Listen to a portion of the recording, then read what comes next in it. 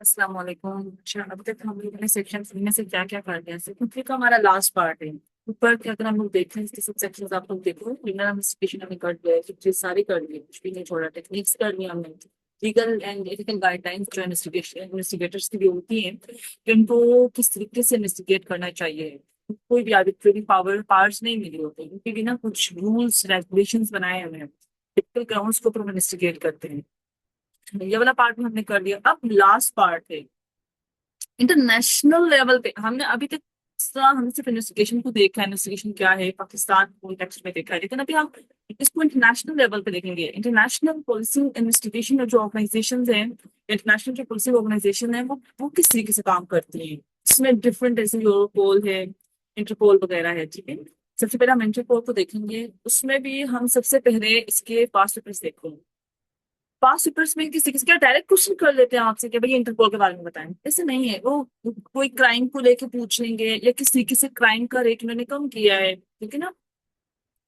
इस तरीके से ये लोग पूछेंगे, ठीक है। जैसे कि ऑर्गेनाइज क्राइम को लेके बात करेंगे कि ऑर्गेनाइज क्राइम किस तरीके से, ऑर्गेनाइज क्राइम को कम करने में इंटरपोल का कितना हाथ है। इससे नीचे मनी लॉन्ड्रिंग के बारे में यहाँ पे पूछा है with special reference to Pakistan. आपने पाकिस्तान की भी एग्जांपल्स देके आपने बात करनी है, तो आपने इस तरीके से आपको क्वेश्चन आता है। वो डायरेक्टली आपसे क्वेश्चन तो सिंपल होता है, सीधा होता है, लेकिन वो थोड़ा घुमा के पूछ सकता है। जिस तरीके से पूछेगा पूछेगा वो क्राइम और इंटरपोल को लेके पूछेगा, मेंबर स्टेट्स को, जैसे पाकिस्तान को लेके पूछ लेगा, ठीक है। तो ये सारा कुछ होता है। जो ये लास्ट क्वेश्चन है इंटरपोल, ये अब है तो यूरोपोल के बारे में मेनली, लेकिन इसमें आपको शुरू में लिखा हुआ था कि what is the difference between Interpol and Europol, इसलिए मैंने ये भी यहाँ पे लगा दिया कि इस तरह का भी आ जाता है। तो इंटरपोल के ये 5 पेपर से क्वेश्चन है। अच्छा, इंटरपोल को अब हम लोगों ने कैसे टैकल करना है, आप क्वेश्चन सामने रखते हो, देन आप इसका देखते हो ना कि अब हमने किस किस मतलब किस किस इसे कौन कौन सी डायमेंशन हमें देखने हैं। इंटरपोल को तो वैसे आप देखो तो आपके पास हजार चीजें हैं पढ़ने को। इनके प्रोजेक्ट्स इतने चलते हैं, बहुत कुछ होता है। अब हम हर चीज तो हम लोग, जाहिर है हम लोग नहीं देख सकते, लेकिन हम लोग इतना ये देख लेते हैं कि हमें इंटरपोल के काम की समझ आ जाए, हमें उसकी हिस्ट्री समझ आ जाए, हमें पता हो भाई इंटरपोल क्या है, जब इसका कहीं पे भी हम जिक्र सुने। इसमें सबसे पहले हम इंटरपोल का हम इंट्रोडक्शन देखेंगे। इंट्रोडक्शन के बाद हम फिर उसकी हिस्ट्री देखेंगे, मतलब ये इसका बैकग्राउंड क्या है भाई। इंटरपोल अगर आज आपको एक इतनी बड़ी एक इंटरनेशनल लेवल पर आपको पुलिसिंग ऑर्गेनाइजेशन नजर आ रही है, तो कोई तो हिस्ट्री होगी, कोई तो बैकग्राउंड होगा। देन हम इसका स्ट्रक्चर देखेंगे, इसके अंदर स्ट्रक्चर क्या है, फिर उसका हम देखेंगे काम किसे करती है, और फिर हम ये देखेंगे कि क्राइम को लेके इसने कितना काम किया। जैसे ये जहाँ पे पूछते हैं क्राइम को लेके पूछेंगे, क्राइम को लेके कितना काम किया, organised crime, money laundering, human trafficking, drug trafficking, इसका मतलब वो कोई ना कोई क्राइम लिखकर इंटरपोल का रोल पूछते हैं। तो जब हम लोग ये वाला पॉइंट करेंगे इसका, तो हम डायरेक्ट ये क्वेश्चंस को देखेंगे, ठीक है, ताकि आपको डेटा भी मिल जाए, आपको ना सोल्व करने का तरीका भी आ जाए, ठीक है। अब सबसे पहले इंट्रोडक्शन देखते हैं। इंटरपोल जो कि ऑफिशियली किस तरह जाना जाता है, international criminal police organisation, ICPO, is a global agency. ये ग्लोबल एजेंसी है dedicated to facilitating international police cooperation to combat transnational crime and terrorism. ये किस तरह की क्राइम्स को डील करती है जो ट्रांसनेशनल नेचर के होते हैं। मतलब जब एक क्राइम एक कंट्री का बॉर्डर क्रॉस करके दूसरी कंट्री में भी अपने पाँव और पैर फैलाने लग जाए ना, उसे कहते हैं transnational crime, cross the borders, ठीक है। मतलब एक बॉर्डर क्रॉस करके अब दूसरे बॉर्डर तक जा रहा है, तो ये मतलब ट्रांजेक्शनल क्राइम जो होता है उसको ये लोग डील करते हैं। ताकि जब एक कंट्री का बॉर्डर क्राइम करके कोई बड़ा माफिया दूसरी कंट्री में भी अपनी जो है वो पैर जमाने लग जाए, तो वो उन दोनों कंट्रीज के दरमियान लियाइजन का काम करता है। मतलब उन दोनों कंट्रीज के दरमियान मिडिल मैन का काम करता है इंटरपोल। मतलब इसने देखने में लगता है भाई ये ऑर्गेनाइजेशन जैसे ही बनी है, लेकिन इसने बहुत सारा काम किया करते हैं। जब आप लोग इनका काम देखोगे ये इस तरीके से काम करते आए हैं, तो आपको चलेगा कि हाँ यार ये वाकई में काम कर रहे हैं। तो ये क्या करते हैं, ये टेररिज्म, ट्रांसनेशनल जो क्राइम्स आते हैं, ऑर्गेनाइज क्राइम्स जो होते हैं बड़े बड़े, ह्यूमन ट्रैफिकिंग, एक कंट्री से दूसरी कंट्री में भेज देना, ठीक है। ये ड्रग ट्रैफिकिंग, साइबर क्राइम जो होता है, इन सारी चीजों को ये लोग डील करते हैं। इससे लड़ने के लिए डिफरेंट कंट्रीज के दरमियान एक मिडिल मैन का, एक कोऑर्डिनेटर का काम करता है इंटर, ठीक है। इट्स प्राइमरी फंक्शंस, कुछ प्राइमरी फंक्शन क्या है, is to support law enforcement agencies from 196 member countries through communication networks, databases and operational assistance. इनको ऑपरेशनल असिस्टेंस किस तरीके से करना है, इनके पास सारा रिकॉर्ड होता है क्रिमिनल्स का, डिफरेंट जो कंट्रीज होती हैं वहां से ये लोग डेटा लेते हैं। उनका डेटा बेसिस बहुत ज्यादा कॉम्प्रिहेंसिव होता है, उसमें सारा कुछ होता है कि डिफरेंट इनकी इनकी जो कंट्रीज है, जो मेंबर कंट्रीज है, 196 मेंबर कंट्रीज है ना, उन 196 मेंबर कंट्रीज को सपोर्ट करता है। उनकी जो लॉ एनफोर्समेंट एजेंसीज है सारी कंट्रीज में, उनको सपोर्ट करता है। उनके दरमियान कम्युनिकेशन, जो कम्युनिकेशन कम्युनिकेट करवाता है, क्योंकि हर कंट्री, देखो हमारी कंट्री का कल्चर अलग है, लैंग्वेज अलग है। आप कोई और कंट्री देखें, उसका कल्चर अलग होगा, उसकी जो लैंग्वेज होगी वो अलग होगी, उनकी ब्यूरोक्रेसी अलग तरीके से काम करती है, हमारी अलग तरीके से काम करती है। अब कोई मुजरम यहाँ से भाग के किसी दूसरी कंट्री में ऐसी में चला जाए जो हमारे से बिल्कुल ऑपोजिट है, उस कल्चर, लैंग्वेज, उनकी जो ब्यूरोक्रेसी जिस तरीके से काम करती है, सब कुछ बिल्कुल अलग है। अब उन दोनों के दरमियान कम्युनिकेट करवाना, डेटाबेसेस को शेयर करना, उन दोनों को ऑपरेशनल असिस्टेंस देना, ये सारा फंक्शन होता है, ये प्राइमरी फंक्शन होता है इंटरपोल का, एक मिडिल मैन का काम होता है। ठीक है, आगे आपको साथ से समझ आती जाएगी। ठीक है, Interpol's I-24/7 24/7 global police communication system connects law enforcement officers in all Interpol member countries. It enables authorized users to share sensitive and urgent police information with their counterparts and the globe around the globe 24 hours a day, 365 days of the year. Interpol का जो communication system है जिसको हम कहते हैं I-24/7, इसका ये जो है ना, ये 24 घंटे मैसर रहता है। एक हफ्ते में 7 दिन होते हैं, उन 7 दिनों में ये मुझे मैसर रहता है, और एक साल में 365 डेज जो होते हैं उसमें, मतलब कहने का मतलब ये हर टाइम जो है ना, ये जो सिस्टम है ये ऑपरेट ऑपरेट करते हैं। और इसी के थ्रू जो डिफरेंट इनकी मेंबर स्टेट्स हैं वो आपस में कनेक्ट हुए, अपना इनका कम्युनिकेशन सिस्टम है, क्योंकि इसको I-24/7 बोलते हैं। और इसके थ्रू जो डिफरेंट इनकी मेंबर स्टेट्स हैं वो आपस में क्या करती हैं, कम्युनिकेट कर पाती हैं। और फिर क्या करती हैं, अपने डेटाबेसेस को शेयर करते हैं। इंटरपोल का डेटाबेस होता है अपना, उससे ये सारा डेटा लेते हैं। इंटरपोल, जैसे मैंने पहले कहा, एक बस मिडिल मैन की तरह काम, मतलब उसके पास ना इन्वेस्टिगेटिव अथॉरिटीज होती है, इन्वेस्टिगेट करने में हेल्प करता है जो डिफरेंट कंट्रीज होते हैं, जो उनकी मेंबर स्टेट्स है ना, 196 उनकी। ठीक है, unlike most law enforcement agencies, Interpol does not conduct arrest or operate detention facilities. Instead, it serves as an administrative liaison, provide essential support for cross-border investigations by overcoming language, culture, and bureaucratic barriers that can hinder international collaboration. देखो, मैंने पहले कहा था कि जो IC में, एक बात आपको बता दूं, इंटरपोल अरेस्ट नहीं करता, वो डिटेन नहीं करता। इंटरपोल किसी भी मुजरम को अरेस्ट नहीं करता। हाँ, अरेस्ट करवा सकता है। अब करवा सकते का मतलब क्या है, वो इन्वेस्टिगेशन में हेल्प करता है, ना कि वो जाके अरेस्ट कर देगा। जैसे टिपिकली क्या होता है, वैसे मोस्टली क्या होता है कि हमारी जो लॉ एनफोर्समेंट एजेंसीज है वो जाएंगे, मुजरम को अरेस्ट कर देंगे, पाकिस्तान में कहीं नजर आएगा उसको अरेस्ट करते हैं। अब पाकिस्तान से बाहर भाग गए, किसी कंट्री में भाग गए, जैसे फ्रांस भाग गए, अब वहां से किस तरीके से लाएंगे हम, किस तरीके से हम वापस मंगवाएंगे, इंटरपोल के थ्रू। हम इंटरपोल को देंगे यार, ये हमारी हेल्प करते हैं, वो उस मुजरिम को यहाँ पे वापस लाना है ताकि इंसाफ दिलाया जा सके विक्टिम को। फिर इंटरपोल बीच में पड़ता है, इन्वेस्टिगेशन करेगा, नोटिस जारी करेगा, रेड नोटिस शायद जारी करते हैं इसके लिए, आगे मैं बताऊँ, नोटिस जारी करेगा जिस कंट्री में वो होगा बंदा, और फिर वो कंट्री उसको रिपोर्ट करेगी। इस तरीके से होता है।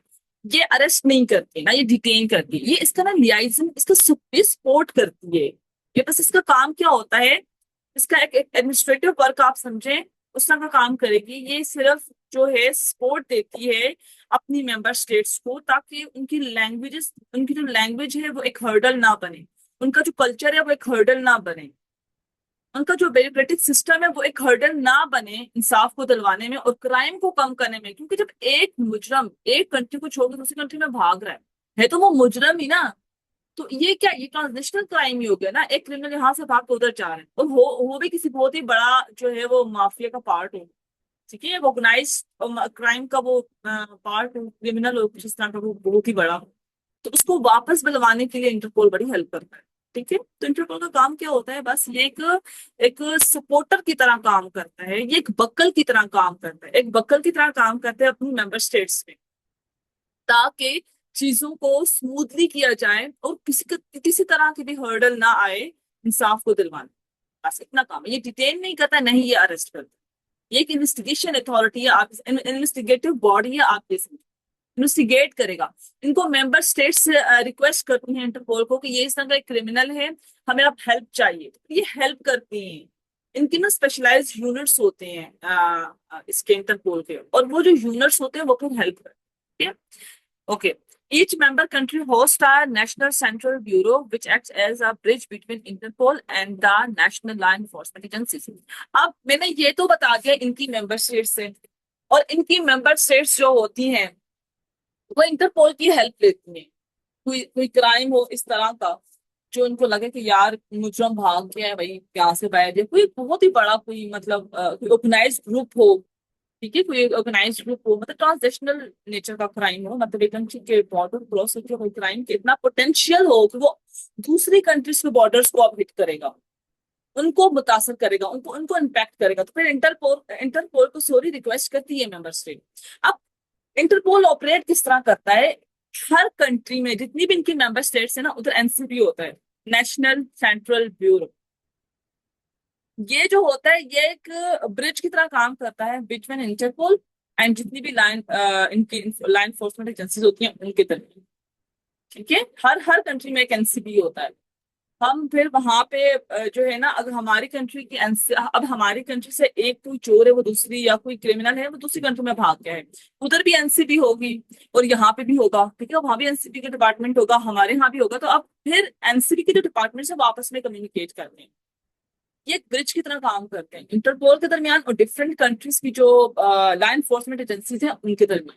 ठीक है, हर हर कंट्री, हर मेंबर स्टेट में एक एनसीबी का डिपार्टमेंट होता है। दूसरा, Interpol's work encompasses a range of critical areas। अब मैं कब से कह रही हूँ ट्रांसनेशनल क्राइम, ऐसा क्राइम जो आप कंट्री का बॉर्डर को क्रॉस करके दूसरी कंट्री में चला जाए, ठीक है, या वो ह्यूमन राइट्स के अगेंस्ट हो, तो वो किस तरह के क्राइम होते हैं। अब इसको अगर हम लोग बताना चाहेंगे क्राइम किस तरह के, आपको लिखना हो तो फिर आप किससे लिखोगे, child sexual abuse, terrorism, obviously pornography, organised crime, international fugitives, मतलब वो जो स्कैपर्स होते हैं जो भाग जाते हैं, computer crime, cyber crime, human trafficking, drug smuggling, money laundering, environmental crime, fraud and intellectual property crimes, ये जो सारे हैं इन सब को इंटरपोल इन्वेस्टिगेट करता है।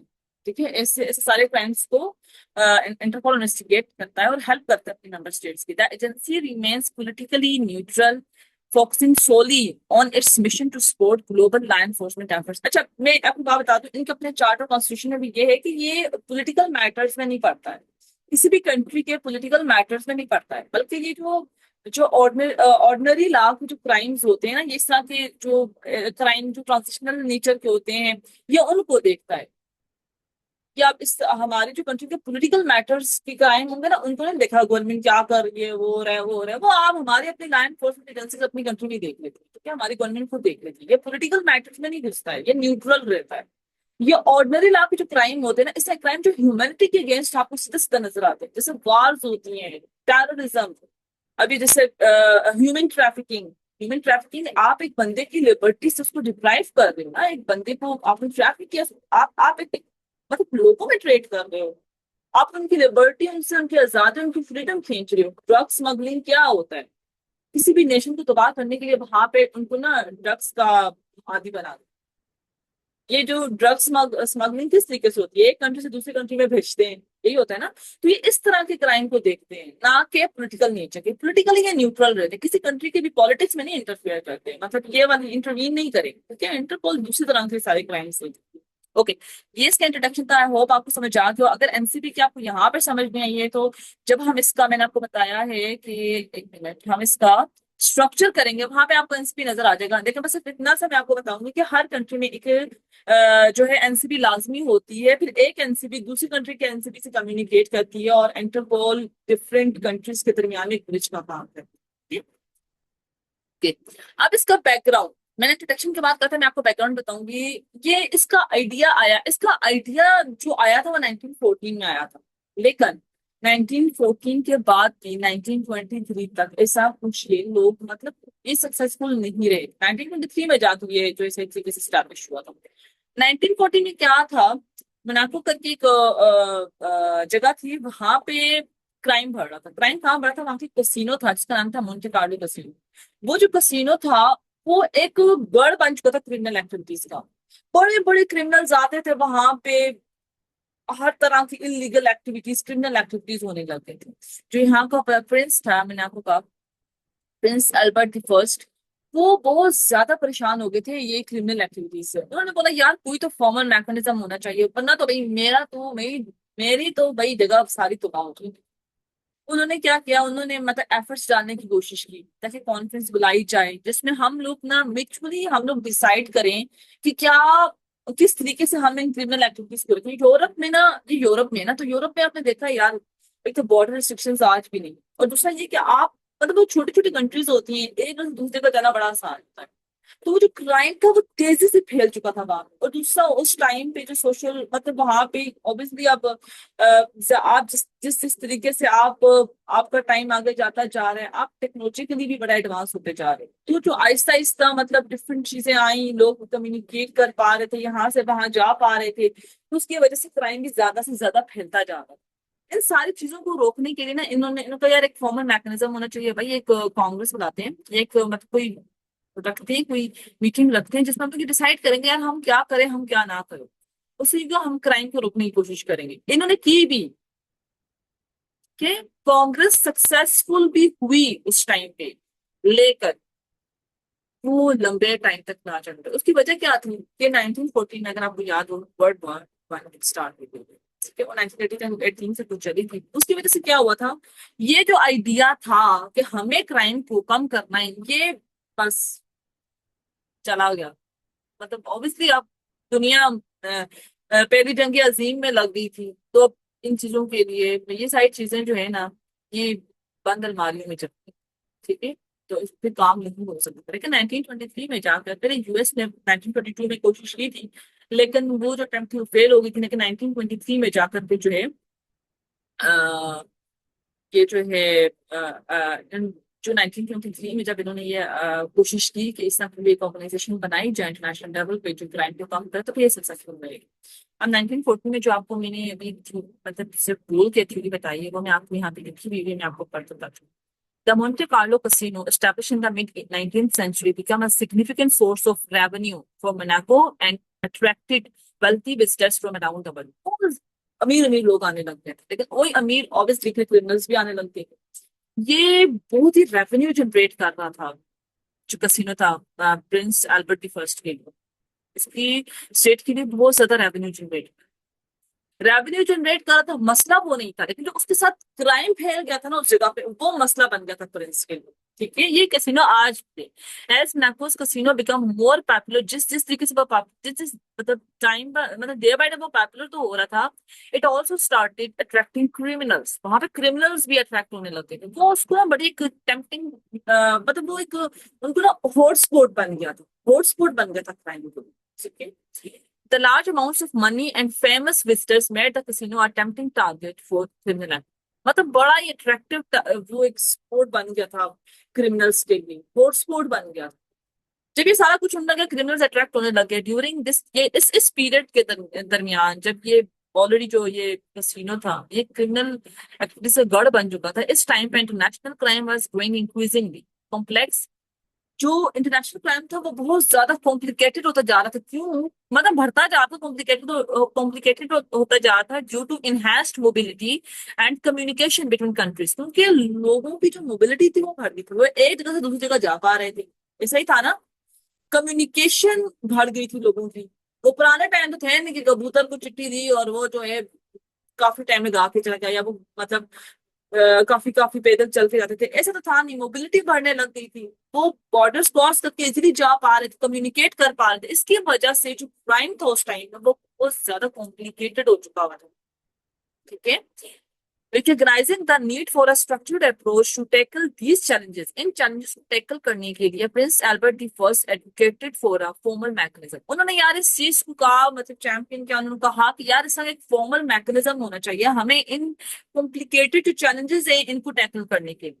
और ये जो इन्होंने एक अपना नजरिया सामने रखा, इसकी इसकी वजह से consequently the international criminal police congress was hosted by Monaco in 1914 to address these issues effectively.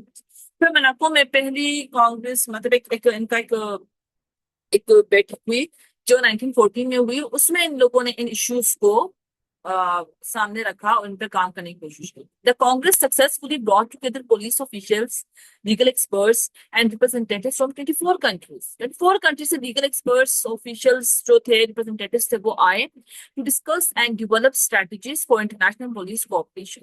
अब ये सारी मोनाको में तो क्राइम था, समझ आ रही है, वो इसलिए प्रिंस एल्बर्ट फर्स्ट ने ये कांग्रेस बिठाई थी. लेकिन बाकी कंट्रीज से क्यों आ रहे थे लीगल एक्सपर्ट्स वगैरह? क्योंकि मैंने बताया इस टाइम पे मोबिलिटी बढ़ गई थी, कम्युनिकेशन इजीली हो रही थी. और सिर्फ मोनाको में नहीं, यूरोप की बहुत सारी कंट्रीज में, मतलब उस टाइम इंटरनेशनल लेवल पे क्राइम फैलता जा रहा था ऐसे. यूरोप में तो और भी, क्योंकि इजीली छोटी छोटी कंट्रीज है, बीच में इजीली यहाँ से गए वहां से गए वहां, ठीक है, ये सब कुछ था. तो डिफरेंट कंट्रीज से आए.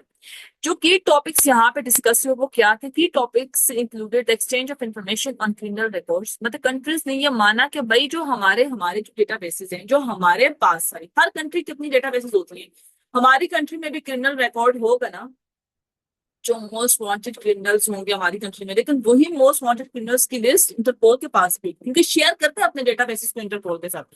तो इस 1914 में ये पहली बैठक हुई थी, तो इसमें मैंने ये बात की थी कि यार जो हम लोग क्रिमिनल रिकॉर्ड्स है वो एक दूसरे के साथ हम शेयर करेंगे, एक्सचेंज करेंगे, ताकि अगर एक कंट्री से क्रिमिनल भाग के जाते हैं दूसरी कंट्री को पता हो. तो उसका उन्होंने कहा स्टैंडर्डाइजेशन ऑफ आइडेंटिफिकेशन टेक्निक्स, की जो आइडेंटिफिकेशन टेक्निक्स है ना वो same standard, fingerprinting, facial recognition, DNA analysis सबका सेम हो, ताकि उनका जो आउटपुट हो वो रिलायबल हो, वो हर कंट्री में सेम ही जो है ना वो रिजल्ट्स मिले.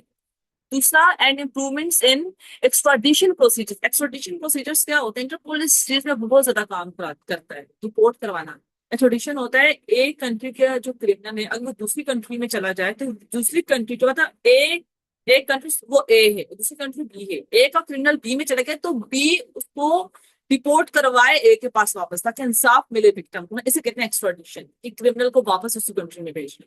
तो उन्होंने मतलब यहाँ पे यही चीजें डिस्कस हुई थी. आप क्रिमिनल रिकॉर्ड्स को शेयर करेंगे, स्टैंडर्डाइजेशन होगी, आइडेंटिफिकेशन टेक्निक्स की, और जो एक्सट्राडिशन प्रोसीजर्स है ना वो इम्प्रूव होंगे. जाहिर है जो प्रिंस एल्बर्ट फर्स्ट है, वहां के कसिनो में आके क्रिमिनल्स अपनी सारी जो है ना करतूत करके निकल जाते थे अपनी कंट्रीज में.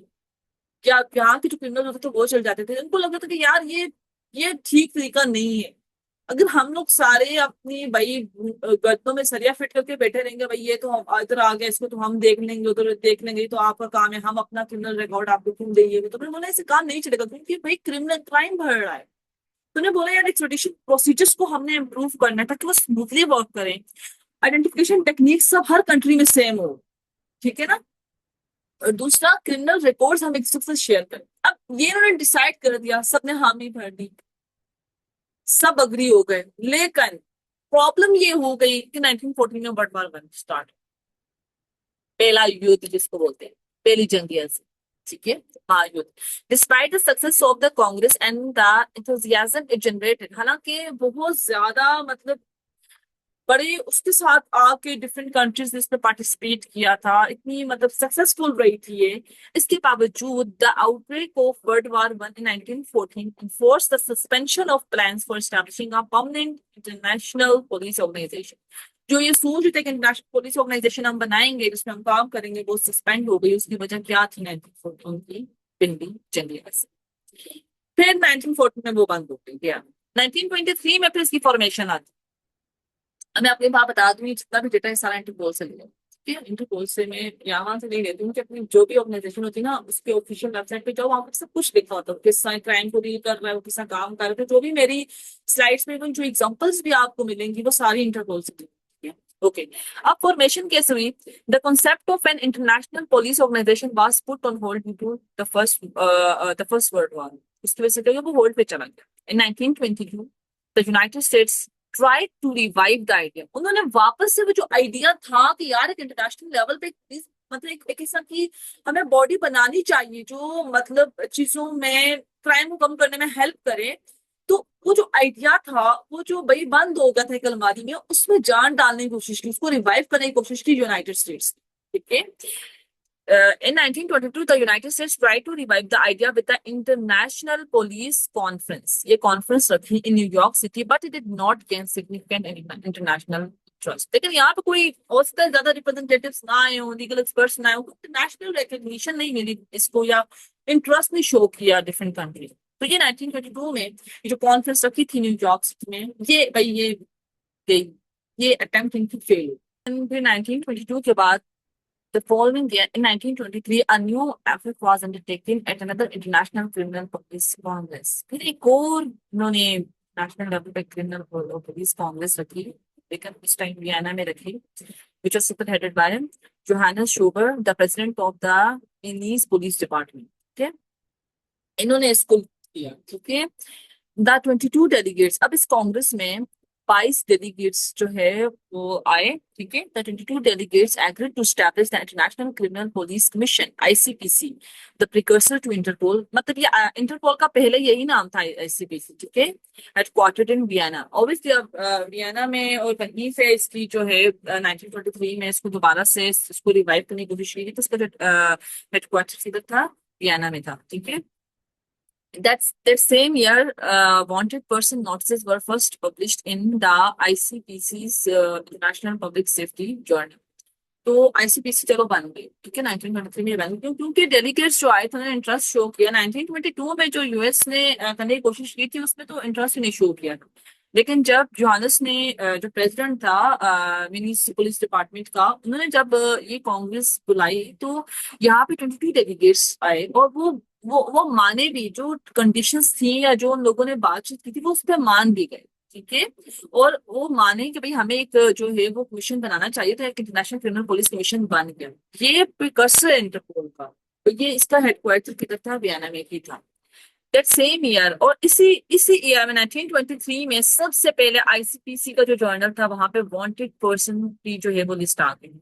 इसका मतलब क्या है, इन लोगों ने एक दूसरे से अपने क्रिमिनल रिकॉर्ड्स को शेयर किया होगा लास्ट, तभी तो ये अपने जर्नल में ये दे सके. ठीक है, द यूनाइटेड किंगडम ज्वाइंट इन, जो यूनाइटेड 1923 में बना था, यूनाइटेड किंगडम ने इसको 1928 में ज्वाइन किया था और यूएस ने 1934 में ज्वाइन किया था. लेकिन ऑफिशियली तो यूएस ने 1934 में ज्वाइन किया था, लेकिन अनऑफिशियली 1923 में उन्होंने, उनके जो डेलीगेट्स हैं वो आए जरूर थे जब कांग्रेस पे की. ठीक है, यहाँ से मैं दोबारा पढ़ती हूँ. The United kingdom joined in 1922 and although the United states did not officially join until 1938, a US police officer attended the 1923 Congress unofficially. ठीक है, ये इन्होंने 1928 में, 1923 में ये स्टार्ट हुआ. 1928 में यूके ने इसको ज्वाइन किया. हालांकि जो यूनाइटेड स्टेट्स उसने ऑफिशियली तो 1938 तक ज्वाइन नहीं किया था, लेकिन 1923 में जबकि कांग्रेस बैठी थी, ठीक है, तो वो अनऑफिशियली आके उन्होंने अटेंड जरूर की. लेकिन उन्होंने मतलब ये डिसीजन जब 1938 में लिया कि अब हम ऑफिशियली इसकी मेंबर स्टेट बन जाते हैं. ओके, और 1934 तक जो आईसीपीसी की जो मेंबरशिप है वो कहाँ तक चली गई थी, कितनी कंट्रीज ने इसको ज्वाइन कर लिया था, 58 नेशंस. अभी तो 196 है ना, तो 1934 तक की मैं बात कर रही हूँ. तो यहाँ तक आपको समझ आ गई कि क्या हुआ था. सबसे पहले जो प्रिंस है उन्होंने एक अटेम्प्ट दी कि भाई हम लोगों को चाहिए कि हम इंटरनेशनल लेवल पे बॉडी बनाए ताकि क्राइम रेट को हम कम करें, और वो काफी सक्सेसफुल रहे. 24 कंट्रीज की तरफ से जो रिप्रेजेंटेटिव्स, लीगल एक्सपर्ट्स, डेलीगेट्स मतलब वो आए सारे. लेकिन 1914 में वर्ल्ड वार छिड़ गई, वरना वो तब बन जाते. फिर 1922 में यूएस ने ट्राई की, लेकिन कॉन्फ्रेंस बुलाई न्यूयॉर्क सिटी में, लेकिन वो इंटरेस्ट नहीं, इतना ज्यादा वो इंटरेस्ट नहीं जो है ना वो वहां पे इंटरेस्ट नहीं दिया इंटरनेशनल कम्युनिटी पे. फिर उसी तरह उसकी अगले साल 1923 में जोहानस शुगर ने जो है वो एक अटेम्प्ट दी और वो अटेम्प्ट सक्सेसफुल रही. ठीक है, और वो सक्सेसफुल रही. वो जहाँ पे जितने डेलीगेट्स, जितने लोगों ने उसको अटेंड किया था, जितनी कंट्रीज के डेलीगेट्स ने अटेंड किया था जो कि 22 थे, वो लोग इस बात पे अग्री हुए कि हम लोग स्टैब्लिश करते हैं कि इंटरनेशनल जो है कमीशन बनाते हैं जो क्राइम रेट को कम करे. और इसी वजह से फिर आईसीपीसी बन गया, नेशनल क्रिमिनल पुलिस कमीशन बन गया, जो कि प्रिकर्सर है इंटरपोल का. क्योंकि तब अभी तक इंटरपोल नाम नहीं आया, इंटरपोल नाम जाकर आगे आएगा, क्योंकि अभी तक इंटरपोल नाम नहीं आया है. शुरू में इसका यही नाम था, इंटरनेशनल क्रिमिनल पुलिस कमीशन, बाद में जाकर इसका नाम इंटरपोल पड़ा. ठीक है। और उसका हेडक्वार्टर कहाँ पे पड़ा, ऑब्वियसली वियना में ही इसका हेडक्वार्टर रहा, ठीक है। और उसी साल 1923 में भी 1923 में ही इन्होंने सबसे पहले वांटेड पर्सन की जो लिस्ट है वो अपने जर्नल में शाया कर दी। यूनाइटेड किंगडम ने 1928 में जो ज्वाइन किया और 1938 में यूएस ने किया, लेकिन 1923 में जब ये कांग्रेस आई थी और ये बनी थी तब अनऑफिशियली जो है वो यूएस का जो जो डेलीगेट है यूएस ने उसको अटेंड की थी, लेकिन वो उसका पार्ट मेंबर स्टेट नहीं बने थे 1934 तक, 1938 तक, सॉरी 1934 तक जो मेंबर इसकी जो मेंबरशिप थी वो कहाँ तक चली गई थी, कितनी कंट्रीज ने इसको ज्वाइन कर लिया था, 58 नेशंस ने ज्वाइन कर लिया। यहाँ तक समझ आती है। अब यहां तक सब ठीक चल रहा था, लेकिन फिर क्या हुआ, हिटलर ने अटैक, हिटलर आ गया। हिटलर की वजह से जो ये ऑर्गेनाइजेशन थी ये उनके कंट्रोल में चली गई और फिर वो वहां पे सारा कुछ डिस्टर्ब हो। आफ्टर द एंचुलस इन 1938, एंचुलस क्या, ये मैं आपको आगे बताती हूँ। मैंने ना ये एक स्लाइड हमेशा मैं रखती हूँ, एक्स्ट्रा स्लाइड, जहाँ पे मैं अपने जो डिफिकल्ट टर्म्स होती हैं या वर्ड्स होते हैं या कोई भी हिस्ट्री में ऐसा वर्ड जो मैं यहाँ पे ज्यादा आपको एक्सप्लेन नहीं कर सकती, मैं वहां पे करती हूँ एक्स्ट्रा स्लाइड पे। After the Anschluss in 1938 the Vienna based organisation, Vienna based organisation किसकी बात करें, आईसीपीसी की बात ही करें। The Vienna based organisation came under the control of Nazi Germany, Nazi Germany के अंडर आ गया, मतलब कि हिटलर के अंडर, नाजी पार्टी हिटलर की थी ना। And this headquarters were move to Berlin. अब पहले हेडक्वार्टर वियना में था, लेकिन क्योंकि जो है नाजी ने वो हिटलर ने अटैक कर लिया था, तो उसकी वजह से जो ये ऑर्गेनाइजेशन का जो था हेडक्वार्टर था वो किधर मूव हो गया, बर्लिन की तरफ, मतलब जर्मनी की तरफ हो गई, क्योंकि वो जर्मनी में था। तो अटैक हुआ 1938 में, जो वियना बेस्ड ऑर्गेनाइजेशन थी उसका हेडक्वार्टर किधर मूव हो गया, बर्लिन की तरफ। Most member states withdrew their support during this period, और ज्यादातर मेंबर स्टेट्स ने अपनी सपोर्ट खींच ली, ऑब्वियसली वो हिटलर की वजह से, ठीक है। फ्रॉम 1938 जब ये एंशुलस हुआ था, from 1938 to 1945 all president of the ICPC were generals in the Schutzstaffel SS. SS क्या था ये भी मैंने आगे बताया, एक पैरामिलिट्री ऑर्गेनाइजेशन थी। पैरामिलिट्री ऑर्गेनाइजेशन क्या होती है, जो मतलब जो आपकी जो हमारी रेगुलर आर्मी है ना उसका पार्ट नहीं, पैरामिलिट्री ऑर्गेनाइजेशन, ठीक है। हमारी जो आप अपनी हमारी जो नॉर्मल आर्मी है हमारे अपने पाकिस्तान में, उसका पार्ट नहीं होगी, जो ग्रुप नहीं होगा तो वो होगा पैरामिलिट्री, लेकिन वो कोई इस तरह की चीजें कर रहा होगा जो हमारी आर्मी को करनी चाहिए, तो फिर वो क्या होगा, वो पैरामिलिट्री ऑर्गेनाइजेशन, ठीक है। तो एंचुलस हुआ 1938 में, 1934 तक मेंबरशिप किधर गई, 58 तक, और 1938 में इवन यूएस ने ज्वाइन भी कर लिया ऑफिशियली, लेकिन 1938 में एंचुलस हो गया, और जो वियना बेस्ड ऑर्गेनाइजेशन थी वो किस कब्जे में चली गई, नाजी जर्मनी, हिटलर के कब्जे में चली गई। और हेडक्वार्टर्स जो है वो मूव हो गए किस तरफ, बर्लिन की तरफ।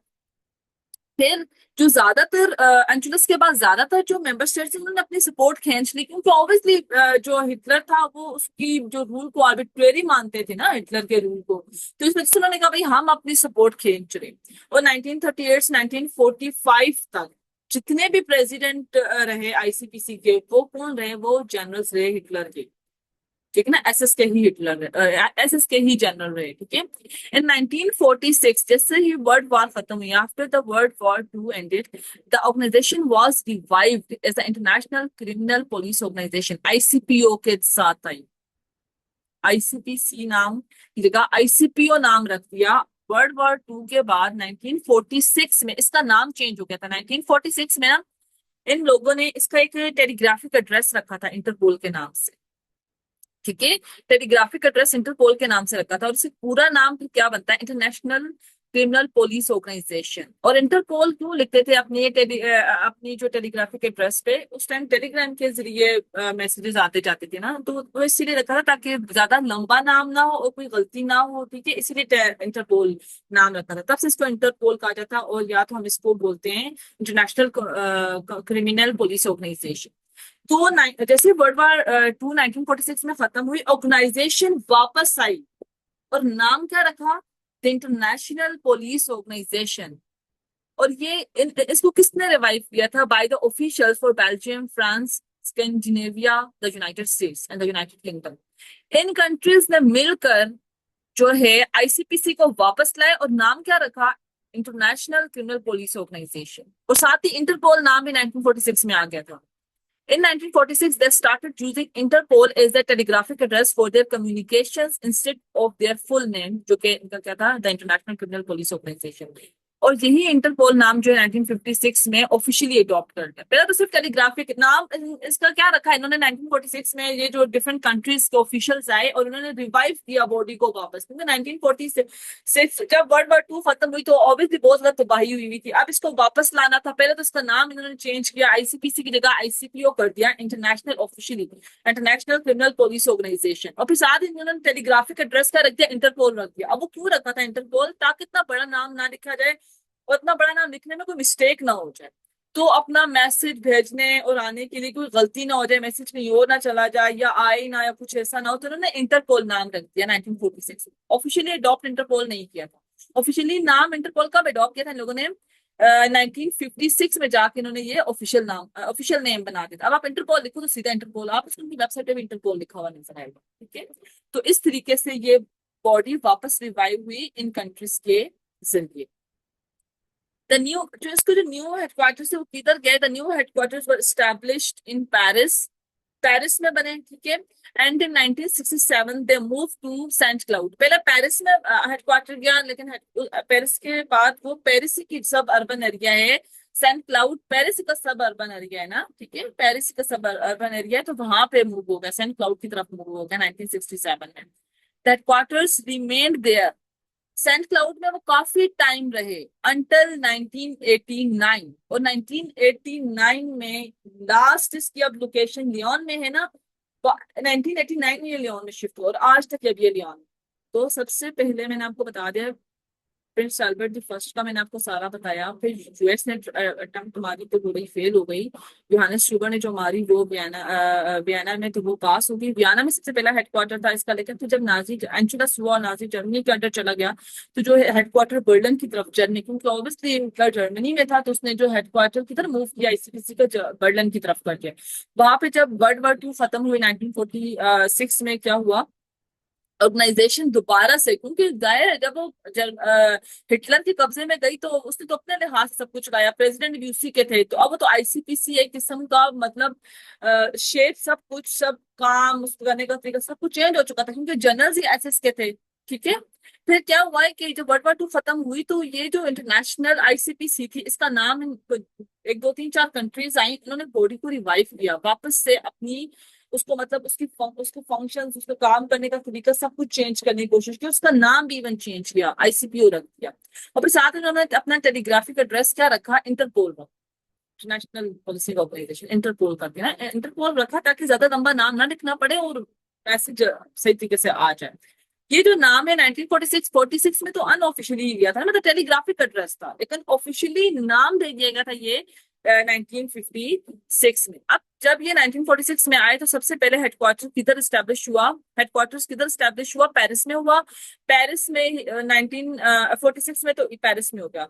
उसकी कुछ सालों के बाद 1967 में वो सेंट क्लाउड में, पेरिस का सब अर्बन एरिया है ना, पेरिस का सब अर्बन एरिया है ये।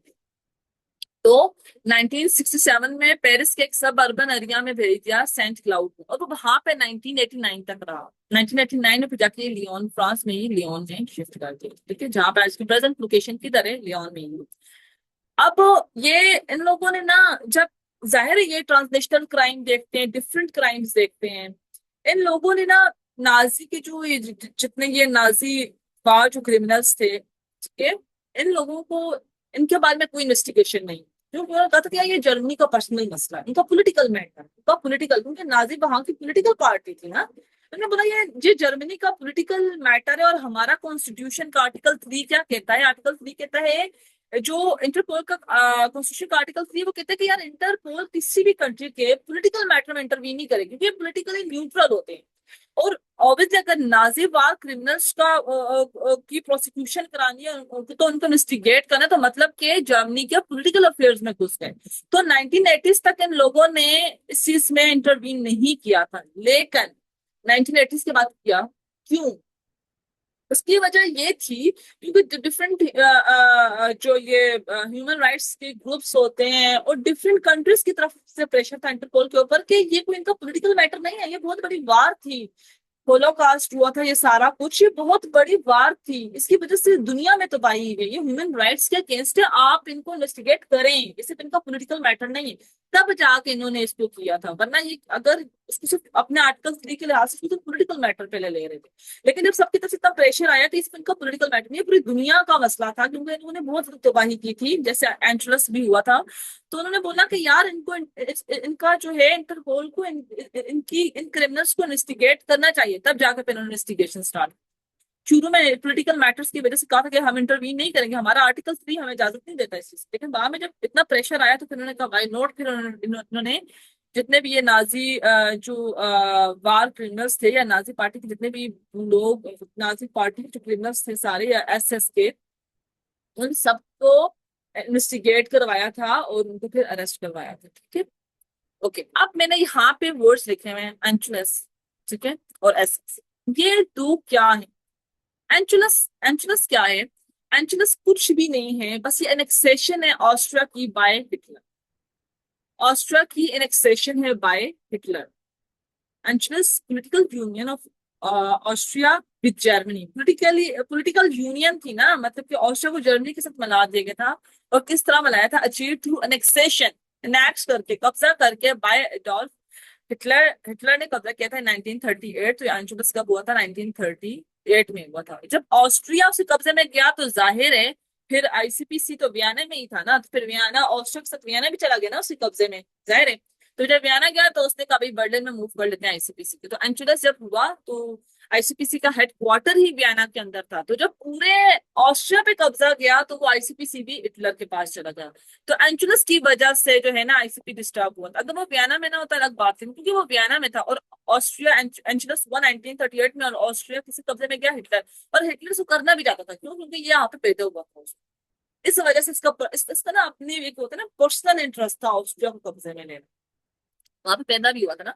तो एंचुलस क्या है? Political union of Austria with Germany. और जब ऑस्ट्रिया गया तो ऑस्ट्रिया के साथ ऑब्वियसली वियना भी गया, वियना गया तो उसके साथ आईसीपीसी भी चला गया। तो इसी वजह से जो आईसीपीसी के इस टाइम पीरियड के अंदर जो प्रेसिडेंट थे ना वो एसएस के थे। एसएस क्या है? Schutzstaffel. The Schutzstaffel was a powerful group in Nazi Germany. ये बहुत पावरफुल ग्रुप था नाजी जर्मनी में, led by Heinrich Himmler. It started as Hitler's, ये मतलब ये इसको लीड कर रहा था, लेकिन ये जो ग्रुप था ये सिर्फ बॉडी गार्ड थे। ये ग्रुप एक बॉडीगार्ड की तरह काम कर रहा था हिटलर का। कि आप किसी किसी जगह पे हिटलर गया तो साथ गार्ड्स जाते ना, कोई बड़ी पर्सनालिटी के साथ गार्ड्स होते हैं, ये इस तरह ये जो स्टैफल है इस तरीके से स्टार्ट हुआ था। लेकिन जब इसको लीड किया हेनरिक हिमलर ने तो इसने इस ग्रुप का एक का रूप ही बदल के रख दिया। ये वार में, वर्ल्ड war 2 में इसने बैटिंग की है सीधा सीधा हिटलर के साथ, ठीक है। स्टार्टेड एज, ये किस्सा स्टार्ट हुआ था हिटलर के बॉडीगार्ड के तौर पे, but grew into a major force, एक बहुत बड़ी मेजर फोर्स बन गई थी। और मैं आपको बता दूं ये पैरामिलिट्री ऑर्गेनाइजेशन थी। पैरामिलिट्री ऑर्गेनाइजेशन, ये वहां की नॉर्मल आर्मी नहीं थी, लेकिन ये आर्मी बन चुकी थी, लेकिन वहां की आर्मी नहीं थी ये वैसे। पैरामिलिट्री भी होता है जो आपकी मिलिट्री के अलावा एक ऑर्गेनाइजेशन, एक बहुत बड़ी फोर्स बन जाए और वार में और डिफरेंट चीजों में इन्वॉल्व होना स्टार्ट हो जाए। स्टाफल वहां की एक नॉर्मल आर्मी नहीं थी, रेगुलर आर्मी नहीं थी, एक पैरामिलिट्री ऑर्गेनाइजेशन थी। शुरू में ये गार्ड, बॉडी गार्ड बन के आए थे, लेकिन फिर किसकी क्यादत के अंदर, हेनरिक हिमलर के अंदर, ये क्या बन गई? बहुत बड़ी फोर्स बन गया। The SS had two parts. इसके ये दो तरह के काम करते थे, इसके दो पार्ट्स थे। एक इनका ग्रुप क्या करता था, जो वहां की जो नाजी जर्मनी की जो नाजी पार्टी हिटलर की थी, नाजी पार्टी के रूल्स को इन्फोर्स करवाना है, एक ये काम करते थे। दूसरा जो पार्ट क्या था इसका, दूसरा ग्रुप क्या था, वो वार में लड़ा था नाजी पार्टी के लिए, हिटलर के लिए वार में लड़ा था। दे कंट्रोल था। जब ये लोग वार में लड़े ना तो इन्होंने वहां की जो सीक्रेट पुलिस थी गेस्टापो, वहां पे ना नाजी जर्मनी में ना वहां पे एक पुलिस थी सीक्रेट। एक तो ये थी ना स्टाफल एसएस, ये गेस्टापो से पहले बना था काफी, 1925 में शायद। ये 1930 में, ये 1920 में बनी थी एसएस, ये 1930 में बनी। ठीक है, ये 1930 में, 1939 में जाके मेरे ख्याल में वर्ल्ड war 2 स्टार्ट हुई। ये 1930 में बनी, ये 1920 में बनी। जो स्टाफल पहले ही बना था क्योंकि बॉडीगार्ड के तौर पर हिटलर के थे, तो ये शुरू में ही आया था, लेकिन हिटलर के अंदर एक बहुत बड़ी फोर्स बन गया था। तो ये लोग नॉर्मली तो शुरू में ये नाजी के रूल्स को एनफोर्स कराते रहे, लेकिन जैसे वार आई ना तो ये वार में भी घुस गए। वार में ना जो गेस्टापो थी ना, गेस्टापो बाद में बनी थी, ये एक सीक्रेट आर्मी थी नाजी। जो क्या करती थी, उन लोगों को मतलब टॉर्चर करती थी जो नाजी के अगेंस्ट होते थे, उनको ढूंढना, उनको मारना पीटना, ठीक है, जो पॉलिटिकली मतलब जो अपोजिशन, जो भी अपोज करता था हिटलर को या नाजी पार्टी को, उनको पकड़ना गेस्टापो का काम ये था। तो गेस्टापो को भी कंट्रोल करना स्टार्ट किया था एसएस ने। मतलब गेस्टापो 1930 में बनी थी, लेकिन इवेंचुअली ये इंटीग्रेट हो गई थी एसएस में, ठीक है। तो वहां पे सबसे पहले एसएस आई थी 1920 में, ये एक बॉडीगार्ड के तौर पे आए थे, नाजी को हेल्प करते थे, ठीक है। लेकिन जैसे हेनरिक हिमलर के अंडर ये एक बहुत बड़ी फोर्स बन गया। फिर ये दो तरह के, सिर्फ बॉडी गार्ड नहीं रहते, ये दो तरह के काम करने लगे, नाजी के रूल्स को इन्फोर्स कराना, और ये वार जब आई ना तो ये वार में भी लड़े। वार में गेस्टापो को इन्होंने कंट्रोल किया, ठीक है, उसको लीड किया गेस्टापो का, गेस्टापो इसी के अंदर मर्ज हो गई थी। गेस्टापो क्या थी, ये भी एक वहां पे एक सीक्रेट पुलिस थी, गेस्टापो सीक्रेट पुलिस थी वहां की ना, नाजी की। ये नाजी के लिए काम करती थी, वहां पे क्या करती थी कि लोगों को कंपेल करती थी, उनको फोर्स करती थी कि आप नाजी के रूल्स को मानो, ठीक है। तो दो पार्ट्स थे, पहला पार्ट क्या करता था, one handed police work and enforce Nazi rules, while the other fought in the war. They controlled the secret police Gestapo and run the concentration camps where millions were killed during the Holocaust. Holocaust. अपना पूरा part Holocaust हुआ था, आपको पता होगा history में।